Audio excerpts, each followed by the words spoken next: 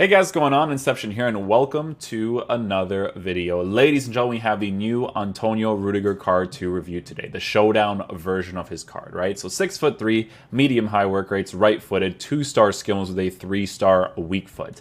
In regards to in-game player traits, he doesn't have any crazy traits. Attributes in-game, he has 69 for sprint speed at 80, or 69 for acceleration at 84 for sprint speed. So obviously with the acceleration being low, definitely a little bit of a downfall in the card, but obviously if Chelsea progress into the Champions League with an upgrade, the card could be really cool. He could be very similar to, you know, players like Vidic and Boateng who don't have crazy pace, but will offer you a good defensive presence if your defensive playstyle is set up a certain way, right? Because obviously, if you're going to be super aggressive with a card like this, the chase after might not necessarily be the best. We're obviously going to be taking a look at that in game, but with these acceleration base card stats being at a 69 and the dribbling being as it is, we do have to test that, right? So with shooting, he does have 80 shot power just randomly shown there. Passing, he does have good passing stats, although the curve is at a 40. Not necessarily a big deal because he is a center back, right? You gotta make like very basic passes, but obviously there's some situations where it'd be nice to be able to make a solid pass, like, I don't know, like a lob pass to like a left mid or a right mid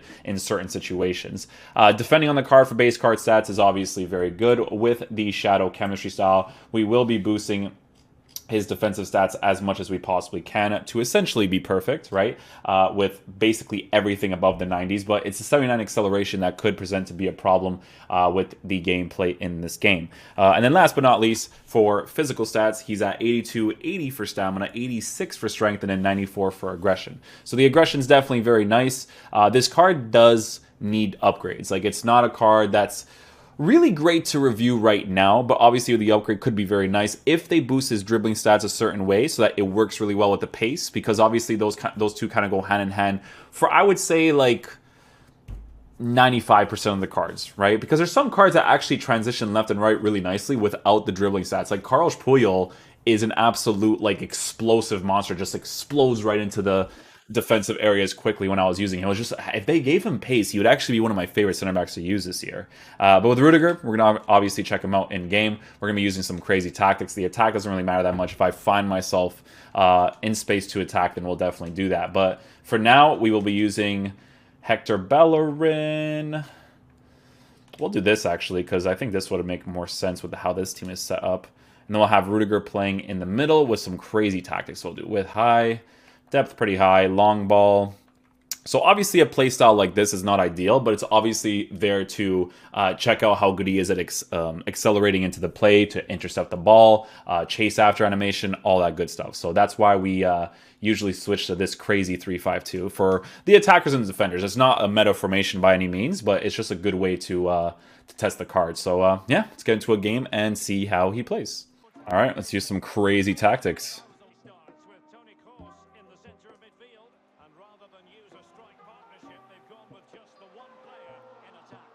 His acceleration is definitely tough to work with, but once he gets past the acceleration point and he can use his sprint speed, then that's perfectly fine, right? Obviously, if you play like lower depth, won't be as big of an issue, right?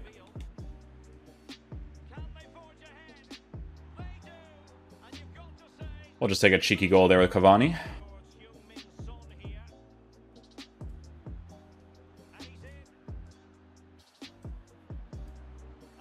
Oh, those shot cancels though, BB. See what his dribbling is like. Yeah, that's perfectly fine. For a center back, it's perfectly fine. It's obviously not the most responsive, of course, right? But it's a center back, so it's not a big deal at all. Does that like weird initial little bounce thing that's like, the emphasized stuff, it kind of bothers me a little bit for sure. But such is how these cards are for sure.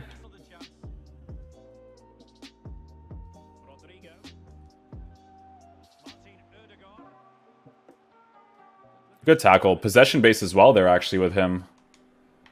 Yeah, of course, the acceleration is always going to be really tough to work with, but, I mean, his tackles will definitely come off nicely. It's the upgrade you definitely need, you know?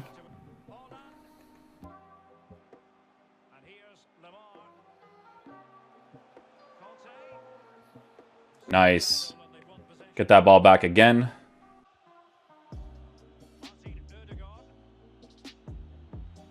Situations like this is where I want to see how he defends without me actually controlling him. And then we switched him at that moment. Good little pass right there. Offside, though. Yeah, again, normally with defenders, the way that defending works nowadays is you don't really want to control these guys that often, right? It's just, you kind of rely on, like, their base defensive positioning and stuff. So that when you do select them when you have to, then they're already positioned well, right? So... possession base again. His tackles are really good, guys. Like, they're really good. And I feel like with the upgrade, this card could be really fun to use. Kind of like the Jerome Boateng card, man. Because Jerome Boateng has good defensive animations. It's just that the full meta aspect of him with the pace being the way that it is. Yes, it will be a problem, but it's a fun card defensively for sure. What's funny about a 3 at the back is that these players always rotate with each other, depending on how you overcommit certain spaces.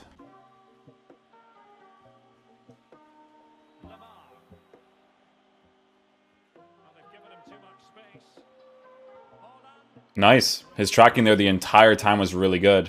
You see how when you don't select the person, they still defend really well? When you don't select them, you know?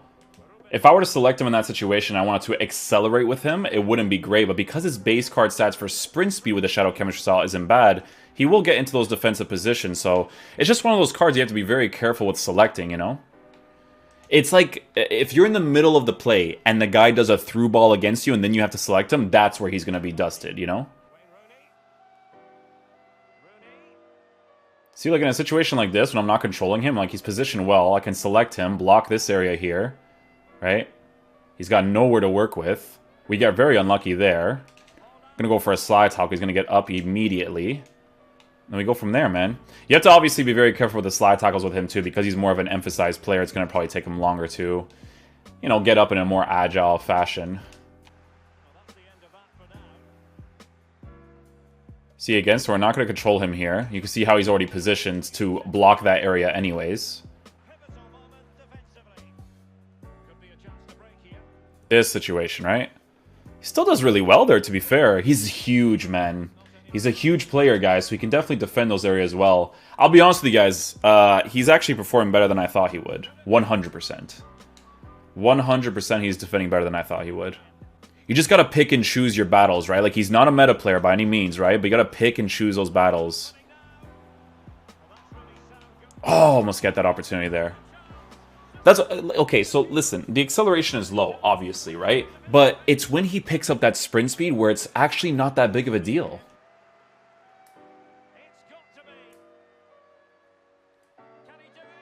Oh, those shot cancels, man. Super helpful. He even uses the manual goalkeeping there. Oh, that actually worked. Wow. Did not expect that.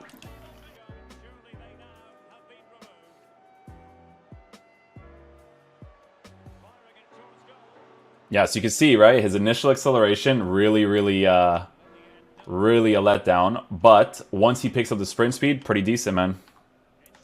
Again, it's just one of those guys you just can't really control that often, right? Like, you got to let him do the defending for you. And then when you need to select him, then you do, right?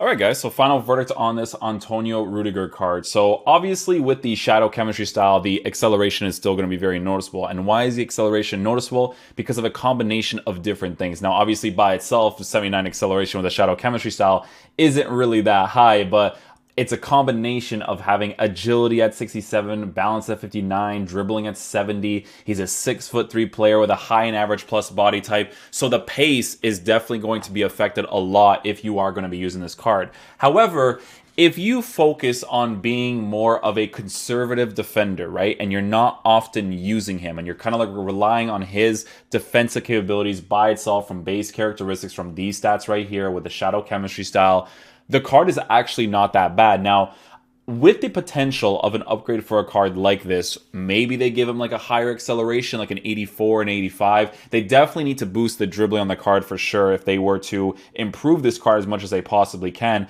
It's definitely, even with the upgrade, by no means going to be a meta card. But I'm telling you guys this right now, this card does actually have some pretty decent defensive animations. He doesn't have meta defensive animations. Like, he's not going to be like crazy, right? But he was actually doing some really good possession-based tackles, which was really, really nice because he has that reach, right? Because he's a 6'3" player with a high and average plus body type, that reach around against defenders is really nice. And if he's going body to body against someone with the aggression, strength, and body type that he has, it actually works out a lot for this card. So it is a shame that his pace is as low as it is, and the meta is very like through ball pace oriented.